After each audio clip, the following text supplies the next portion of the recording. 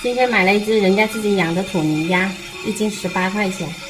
不过呢，这毛拔的不干净，我得自己再拔一下。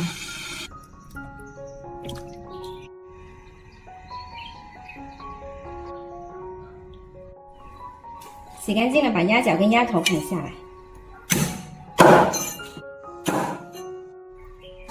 砍好了，沥干下水。姜来切成姜片。然后我们来准备一个料汁，1碗娘酒，半碗生抽，还有小半碗米醋，2大勺柱侯酱，然后搅拌均匀。如果没有娘酒的话呢，用黄酒也可以的。搅拌均匀后放一旁备用。接着起锅热油，油不需要很多。把鸭放下来，稍稍煎一下表皮，就跟我们鹿耳差不多。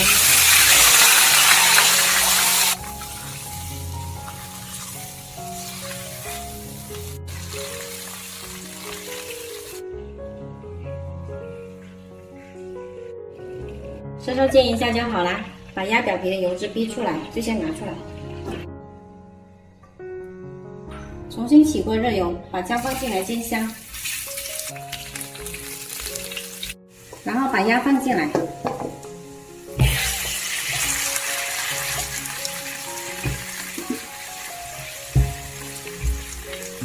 淋上调好的料汁，加入开水没过鸭身一半，再加入50克黄片糖，然后大火煮开，转小火焖90分钟。中间我们要记得给鸭多放几次生，让鸭肉均匀入味。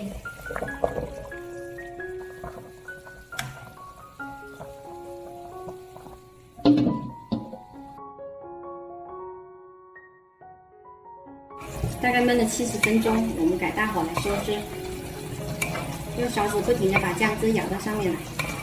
这样子淋上来呢，鸭皮吸足酱汁，颜色很好看，也更入味。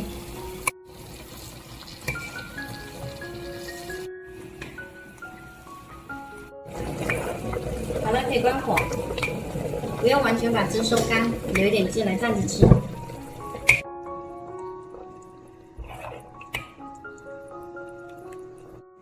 拿出来放凉就可以斩件咯。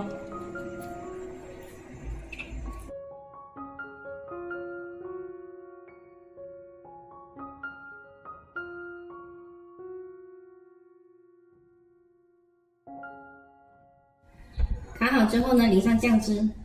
这道5味鸭呢，做法简单，不需要任何技巧，还特别好吃。喜欢的朋友可以试一下哦。